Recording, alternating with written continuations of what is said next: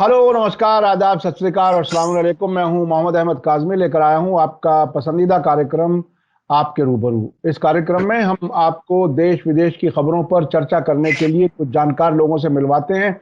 आज हम जिन इश्यूज पर बात कर रहे हैं वो खास तौर पर हम मिडिल ईस्ट की कवरेज जिस तरह से आप तक पहुंचा रहे हैं, इस तरह से तफसील से कोई नहीं पहुंचा रहा। मैं इस बात के लिए एक तरह से जिसे कहते हैं दावा कर सकता हूं कि इतनी कॉम्प्रिहेंसिव तरीके से मिडिल ईस्ट को कवर हम करते हैं, सारे रेफरेंसेस के साथ, और कुछ जानकार लोगों से भी हम आपकी मुलाकात कराते हैं और उसमें हम जानने की कोशिश करते हैं कुछ गहराई से क्या कुछ हो रहा है। इस वक्त एक हम हमारे खास मेहमान हैं, सीनियर जर्नलिस्ट शेख मंजूर साहब, जो हमें वक्त दे देते हैं। उसके लिए हम उनका शुक्रिया अदा करते हैं। आज जिन इश्यूज पर हम बात कर रहे हैं वो इजरायली मीडिया ये मान रहा है कि अब जंग कब होगी इसका फैसला इजराइल नहीं करता, बल्कि रेजिस्टेंस ताकतें करती हैं। उनका साफ साफ इशारा है हमास की तरफ, और ये कहा जा रहा है कि अब वो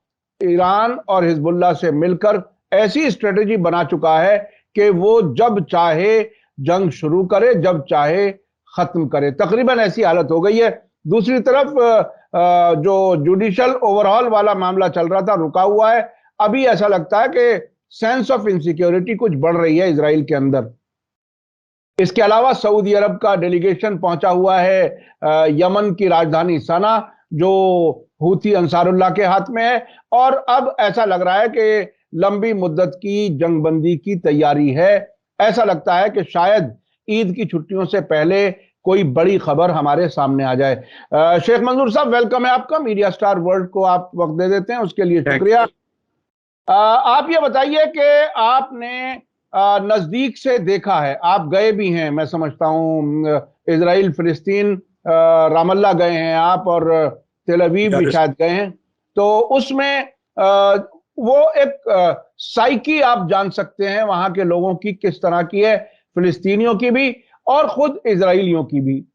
क्या कुछ अब जो हालात बदल रहे हैं जिसमें रेजिस्टेंस का पलड़ा भारी नजर आ रहा है, अब आप किस तरह से देख रहे हैं हालात को?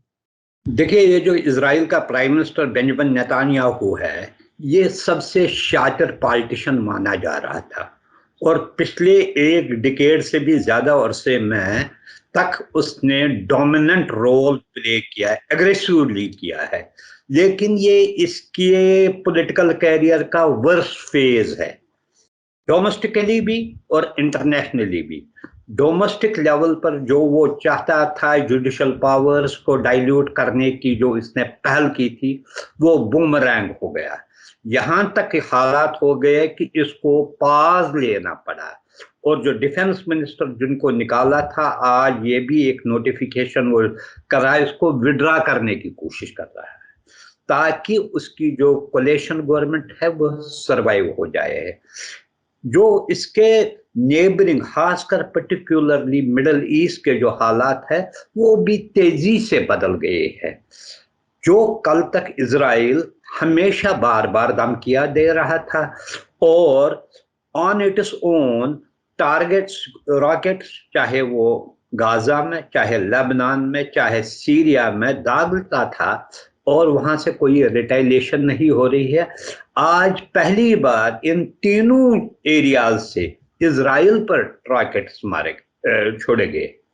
और इन्होंने भी हालांकि रिटेलिएशन की, लेकिन जो जिस शिद्दत से वो पहले करते थे वो नहीं हो रहा। उनको भी शायद ये अंदाजा है अगर उन्होंने वो शिद्दत दिखाई तो शायद उनको ज्यादा नुकसान हो जाएगा मिलिटरी। और दूसरी बात, जो ग्लोबल सिनेरियो जो बदल रहा है, इसमें अगर आपने देखा हाल ही में जो फ्रेंच प्रेसिडेंट चाइना गए तो उसने कहा कि यूरोप को, खासकर अमेरिका की लाइन ताइवान के सिलसिले में नहीं अडॉप्ट करनी चाहिए। उनका अपना एक स्टैंड, वो क्यों अमेरिका का ये जो लाइन है इसके बारे में ले, वो दिखा रहा है अमेरिका और यूरोप में भी दूरियां हो रही है। अमेरिका के अपने मसाइल भी होने लगे हैं। एक तरफ डोनाल्ड ट्रंप असर्ट करने लगा है, जब से उसको इम्प्लिकेट किया है इस मसले में, ये जो हशमनी के मसले पर इम्प्लिकेट किया है, उसकी पॉपुलैरिटी बढ़ रही है। ये सारे चीजें अब इजराइल को भी लगता है कि वो शायद आइसोलेट हो रहा है। उसको जो फॉरेन इंटरनेशनल सपोर्ट मिल रहा था, हर वक्त मिला है, जो भी उसने कार्रवाई की, राइट और रॉन्ग, उस पर उनको यूएस और उसके अलाइज की बैकिंग फुली रही। इस वक्त वो बैकिंग शायद उस इतनी शिद्दत की नहीं है, उतनी स्ट्रांग नहीं है जितनी वो पहले हुए करते थे। और दूसरी बात, जब ये हम देखते इस वक्त ओआईसी की रिएक्शन या दूसरे मुस्लिम कंट्रीज की रिएक्शन भी बहुत स्ट्रांग है। ये दिखाता है कि जो वो सिनेरियो चेंज हो रहा है, सिक्योरिटी सिनेरियो वहां पर, ये इजराइल के हक में नहीं है, ये इसके लिए प्रॉब्लम शुरू करेगा आइंदा। इसलिए वो डिफेंस, जैसे मैंने पिछली बार भी कहा था, एक रिपोर्ट आया था कि इजरायली सिक्योरिटी फोर्सेस भी इतने अब स्ट्रांग अनफ नहीं रहे हैं, या उनमें वो शिद्दत नहीं रही है कि वो विदस्टैंड करेगा अगर कंटिन्यूसली ये जो चाहे हमस की तरफ से, हिजबुल्लाह की तरफ से, सीरिया या दूसरे लोगों की तरफ से रेजिस्टेंस हुई, स्ट्रांग रेजिस्टेंस, तो कहीं ना कहीं वो थके हुए नजर आ रहे हैं, क्योंकि इंटरनल क्राइसिस ने उनको पहले ही कमजोर कर दिया है। और इसके लिए वो सबसे ज्यादा जिम्मेवार प्रेजेंट प्राइम मिनिस्टर को ही ठहराते हैं। एक पीसफुल कंट्री था जहां पर एटलीस्ट डोमेस्टिकली उनको कोई प्रॉब्लम नहीं थी, बड़ी प्रॉब्लम, अपने इक्तदार में रहने के लिए और पावर के साथ चिपकने के लिए उसने ये जो मैसिव रिफॉर्म, जुडिशल रिफॉर्म्स की कोशिश कर रहा था, और जो अनब्रिडल्ड पावर्स जो दे रहा था वो सिक्योरिटी फोर्सेस को, वो उसको मज़ामत का सामना करना पड़ा डोमेस्टिकली। अच्छा, अभी अभी जो ताजा एक प्रेस कॉन्फ्रेंस की है नेतन्याहू ने, उसमें एक तो ये कहा है कि जो प्रोटेस्ट हुए जुडिशल ओवरहॉल के खिलाफ और उसके दौरान रिजर्व फोर्सेस ने ड्यूटी पर आने से इनकार किया, उसके लिए एक तो अपोजिशन को वो जिम्मेदार ठहरा रहे हैं, दूसरे ये कह रहे हैं कि इससे मुल्क की कमजोरी जाहिर हुई है दुश्मनों को, जिसमें वो हमास, हिजबुल्लाह, ईरान का जिक्र कर रहे हैं। दूसरी तरफ ईरान के मिलिट्री कमांडर ने कहा है कि इजराइल का और ईरान का फौजी कोई मुकाबला नहीं है, ईरान के लिए महज ऐसा है जैसे ईरान इराक जंग में किसी एक ऑपरेशन को अंजाम देना। इस तरह से ईरान भी बहुत ही एक तरह से एग्रेसिव अपनी ताकत जाहिर कर रहा है। क्या कभी आपको उस बात पर यकीन आता है जो जो जो जो एहुद बराक कह चुके कि 80 साल पूरे नहीं करेगा, जो हिजबुल्लाह के लीडर हसन नसरुल्लाह कह चुके, आयतुल्लाह खामेनाई कह चुके, एक जर्नलिस्ट के तौर पर, एक ऑब्जर्वर के तौर पर जिस तेजी से ताकत डिटीरियोरेट होती हुई नजर आ रही है, क्या आपको लगता है कि वो हकीकत है? क्या इजराइल वाकई तबाह हो जाएगा? आपकी अपनी क्या सोच है? देखिए ये बेबी है यूएस और इसके अलाइज का, इन्होंने इसको वहां पर खड़ा किया है। नेचुरली इसकी सिक्योरिटी उनके लिए पैरामाउंट है, वो ये तो बेसिक है इसका, क्योंकि अगर वो खड़ा है उन्हीं के बलबूते पर वहां पर खड़ा है। वरना अरब कंट्रीज ने 67 में भी, 73 में भी, उसके बाद भी कोशिश की इसको हराने के लिए, और उस वक्त टाइमली इंटरवेंशन किया यूएस ने और उसको बचाने के लिए। हालांकि उस वक्त उन्हें याद नहीं रहा यही अरब मुल्क उसके स्ट्रांग अलाइज है, उसको मद्देनजर रखा ये है। लेकिन ये भी साथ है कि एक वो पॉइंट आया है यूएस के अलाइज में भी, वो वियर हो गए हैं, थक गए हैं कि एक तरफ ये अपना एग्रेशन जारी रखता है और जो वो बात उसे कहते हैं इस मसले को हल करने के लिए, उस पर भी गौर नहीं करता है। यानी कि कभी कभी उनको भी आंखें दिखाता है, जो उनको भी लग रहा है। अच्छा, अब उनके लिए दूसरी प्रॉब्लम हो गई, यूक्रेन का जंग ऐसा है जो खत्म ही होने वाला नहीं है। अब यूक्रेन की हालत ये है, वहाँ के फोर्सेस जो है कमज़ोर पड़े हैं, उनको आर्म्स एंड एम्यूनिशन की कमी है, एयरफोर्स की कमी है। अमेरिका या यूरोपियन यूनियन या नाटो कंट्रीज क्या वो यूक्रेन को बचाने के लिए आ जाएंगे या फिर इजराइल को डिफेंड करने के लिए आ जाएंगे? उनकी प्राइमरी जो उनका जो कंसर्न है, वो इस वक्त वो कोशिश कर रहे हैं किसी तरीके से यूक्रेन का जंग खत्म हो। इसके लिए अभी हाल ही में प्रेसिडेंट बीजिंग भी गए और उनको रिक्वेस्ट की कि वो रशिया को कहे कि इस जंग को रोकने के लिए। आज एक और डेवलपमेंट इसमें आई है कि ब्राजील के प्रेसिडेंट भी बीजिंग गए हैं और शायद कल या परसों वो जी जिनपिंग से मिलने वाले हैं। वहां पर भी वो कहता है हम इस मसले पर एक मीडिएटरी रोल अदा करना चाहते हैं। अब इस यूक्रेन वार की वजह से, कोविड की वजह से यूरोपियन कंट्रीज की जो है इकोनॉमी तबाह हो गई और अब हर वक्त वो इसके जो सपोर्ट में तो नहीं आ सकते। शायद ये चीज नेतन्याहू को समझ आ रही है कि वो जो उसको बैकिंग मिल रही थी, फाइनेंशियल सपोर्ट मिलता था, मिलिट्री सपोर्ट मिलता था, वो शील्ड मिलता था उसको प्रोटेक्ट करने के लिए, मिसाइल शील्ड, वो अब हर बार वो जमानत नहीं देंगे उसको बचाने के लिए। उसके लिए अब इसको रियलिस्टिक अप्रोच यही होना चाहिए था कि वो फलस्तीनियन के लेजिटिमेट जो इनके डिमांड्स है उनको एक्सेप्ट करे। हालांकि इजराइल में भी अब एक बहुत बड़ा तबका ये चाहता है, क्योंकि उन्होंने भी पिछले कई महीनों से देखा है आए दिन उन पर भी अटैक होते हैं, मारे उन पर भी छुरियों ये चाकों से हमला किया जा रहा है या कभी गोली मारा या एक्सीडेंट में किया जा रहा है। वो भी उनमें भी सेंस ऑफ इनसिक्योरिटी बढ़ गई है।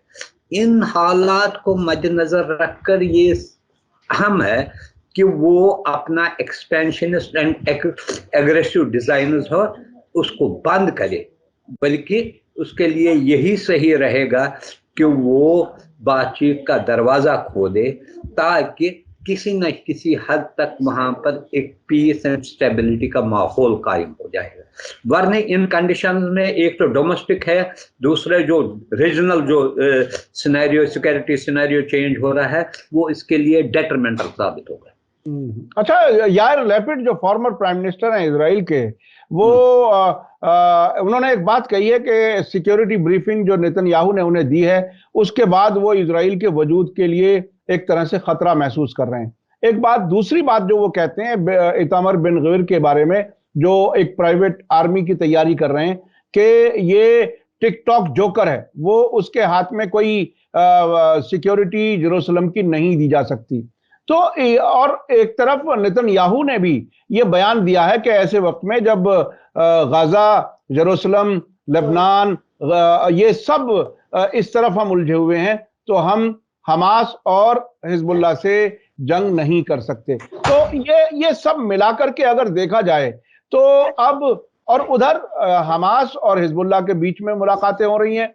ईरान इन दोनों को कह रहा है कि आप लोग मुत्तहिद होकर के मजबूती से लड़ो दुश्मन के साथ, और वहां वेस्ट बैंक में मुसलसल फिलिस्तीनी भी ऑपरेशंस अंजाम दे रहे हैं जैसा कि आपने बताया। तो किस तरफ हालात किधर जा रहे हैं? क्या कहीं रुकते हुए नजर आ रहे हैं? कहीं इजराइल की जान बचेगी या ये हालात और बिगड़ेंगे? क्या लगता है?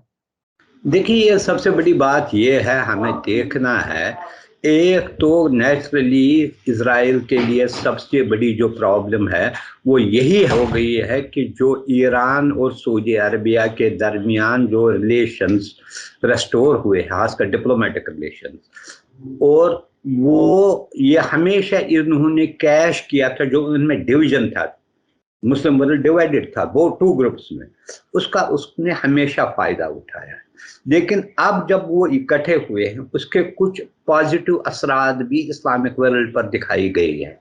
उसमें शायद जो वहाँ पर कंट्रीज जो थे, शायद सीरिया का मसला जो है, सीरिया के साथ भी अब डिप्लोमेटिक रिलेशंस यूएई ने शुरू किए हैं, सऊदी अरब शुरू करने वाला है, अरब लीग में उसके वापसी हो रही है।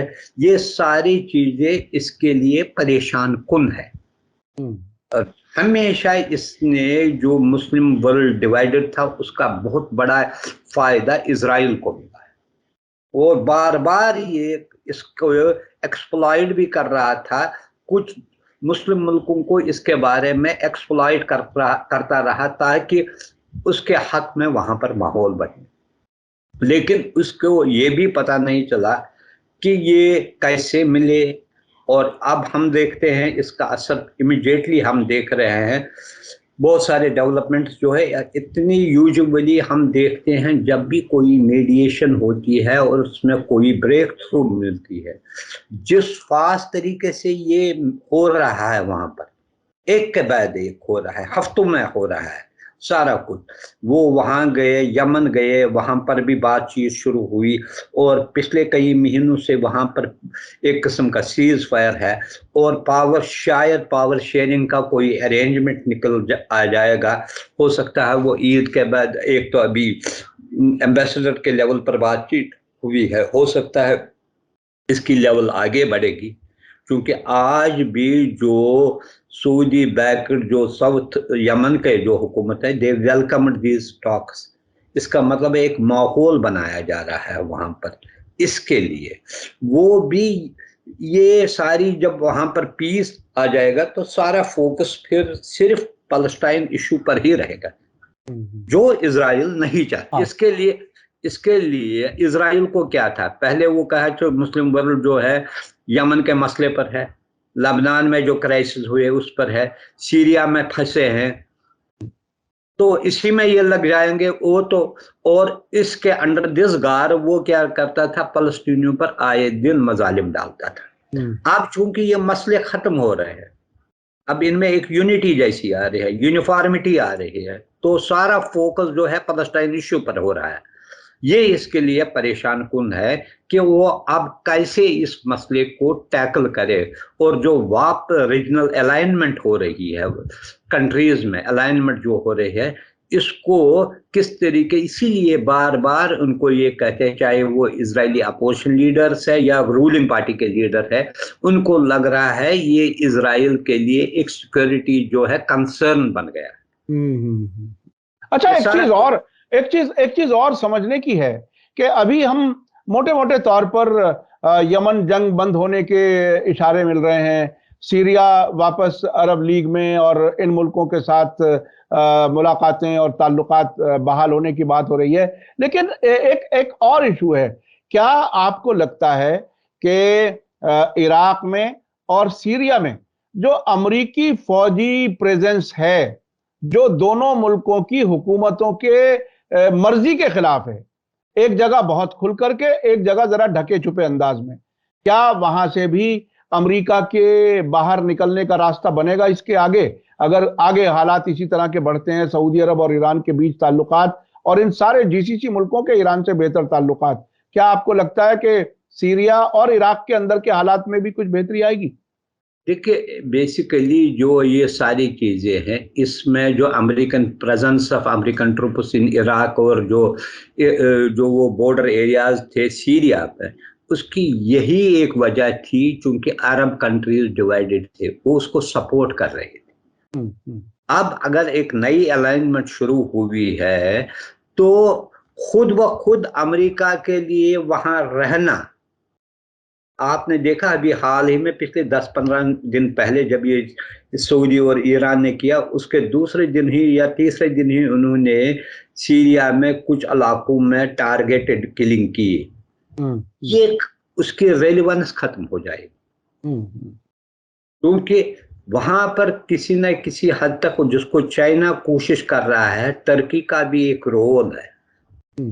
सीरिया के कुछ इलाकों में जो टर्की का भी रोल है, वो कोशिश कर रहा है ताकि टर्की और सीरिया के दरमियान माहौल ठीक हो जाए, ताकि फिर जवाजियत नहीं रहेगी अमेरिकन ट्रुप्स को वहां रहने की।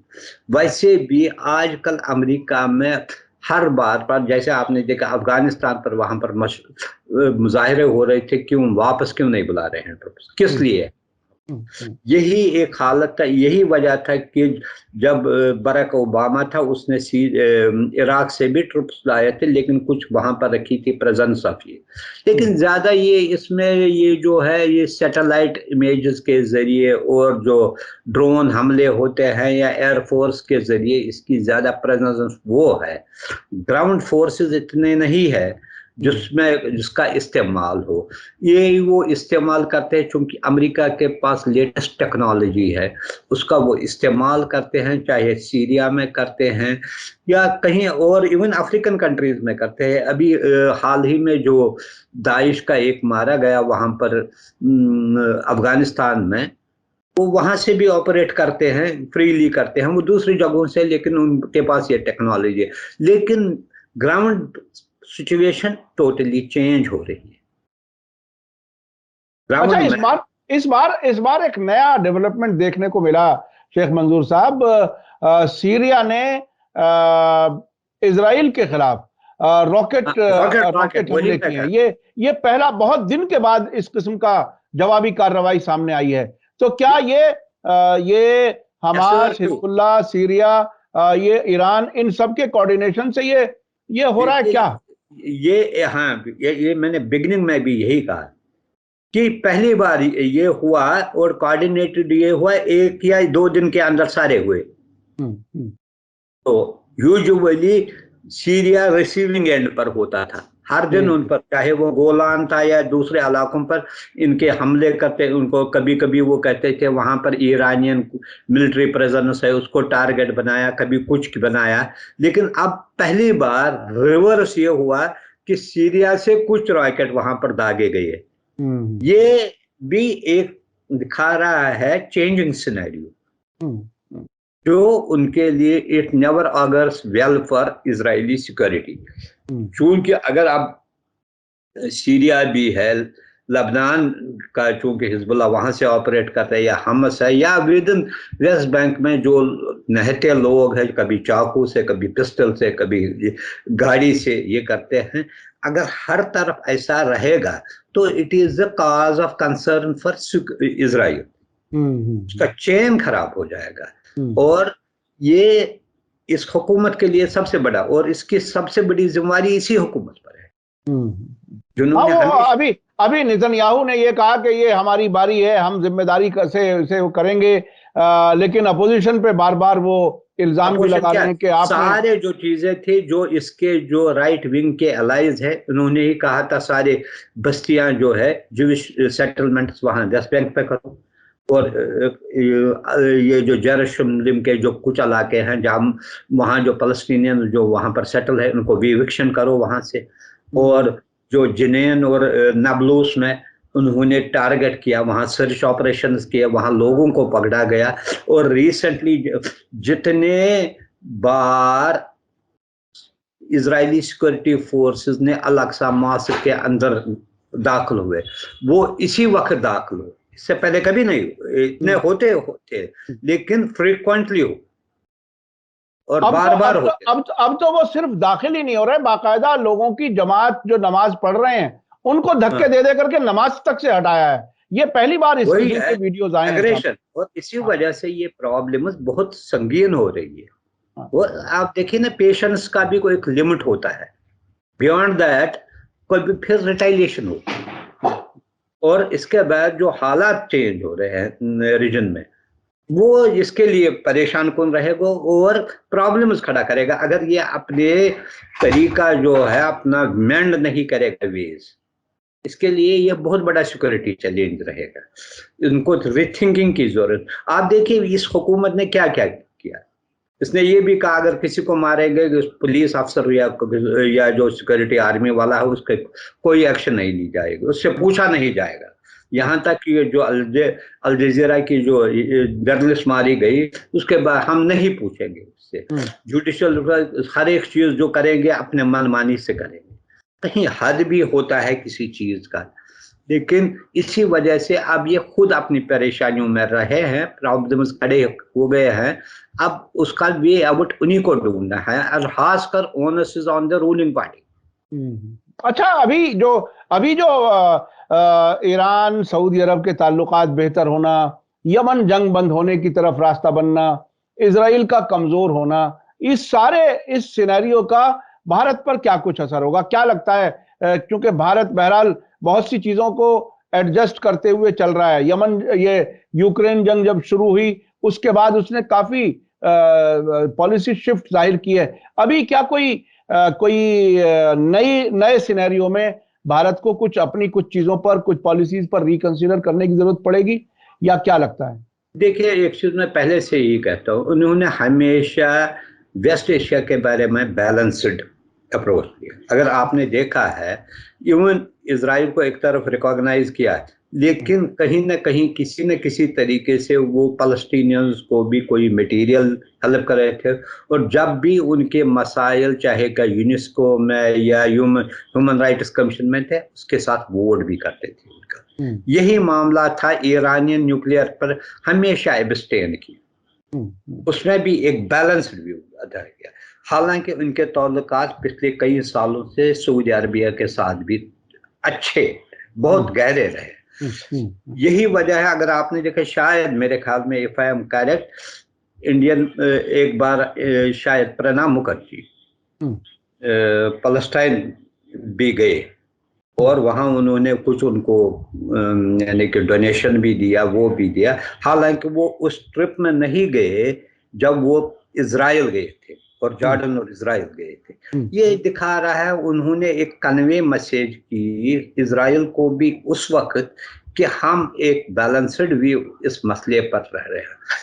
इंडिया ने हमेशा ये बात कही है कि वो 2 नेशन फार्मूला के हामी है और चाहते हैं ये मसला हल हो, और इसी वजह से शायद कुछ इंडिया में ही राइट फ्रॉम बिगिनिंग पिछले 30-35 सालों से भी ज्यादा पैलेस्टाइन एम्बेसी यहाँ है, उसको बनाने में भी इंडिया ने बहुत बड़ा रोल अदा किया, और हमेशा उनके पैलेस्टीनियन स्टूडेंट्स के लिए स्कॉलरशिप्स या दूसरी चीजें।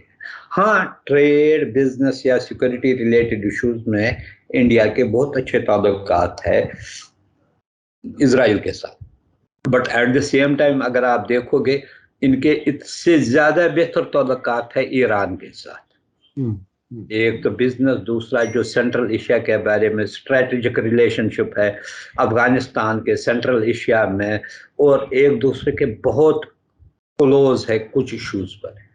इसलिए हमेशा ये इनका एक बैलेंस्ड व्यू रहा है कंटिन्यूसली। ये इंडियन पॉलिसी, चाहे हालांकि चेंज भी अगर गवर्नमेंट रही है, मेजर पैरामीटर्स उसके चेंज नहीं हुए, माइनर हुए हैं, यानी कि लगता है ऑप्टिक्स में थोड़ी बहुत तब्दीली आई है, लेकिन ओवरऑल बेसिक जो है सेम रहा। जी जी जी, बहुत बहुत शुक्रिया शेख मंजूर साहब, आपने खास तौर पर इजराइल के अंदर वाकयात जो हो रहे हैं उस पर अपनी बात रखी, और साथ साथ यमन जंग के खत्म होने के जो इशारे मिल रहे हैं, सऊदी अरब का डेलीगेशन वहां पर है, और इस बार ऐसा लगता है कि जो इजराइल और अमेरिका को वहां से मुस्लिम कंट्रीज को डिवाइड करके जो फायदा उठा रहे थे वो शायद अब कम हो पाएगा। हालात बदल रहे हैं, भारत भी अपने इस इलाके के सिलसिले में बहुत ही क्लैरिटी के साथ, बैलेंस्ड व्यूज के साथ चला है, इसलिए ऐसा लगता है कि उसे नए सिचुएशन में कोई खास एडजस्टमेंट में कोई खास परेशानी नहीं होगी, तब्दीली की कोई खास जरूरत नहीं होगी। बहुत बहुत शुक्रिया शेख मंजूर साहब, आपने हमें वक्त दिया। इसी के साथ मुझे दीजिए इजाजत, धन्यवाद, शुक्रिया, जय भारत, जय हिंद। मीडिया स्टार वर्ल्ड के और वीडियो देखने के लिए हमारे चैनल को सब्सक्राइब करें और सीधे नोटिफिकेशन पाने के लिए बेल आइकन दबाएं। और अगर हमारी खबर सच्ची और अच्छी लगे तो अपने व्हाट्सएप, इंस्टाग्राम, फेसबुक और ट्विटर अकाउंट पर जरूर शेयर करें।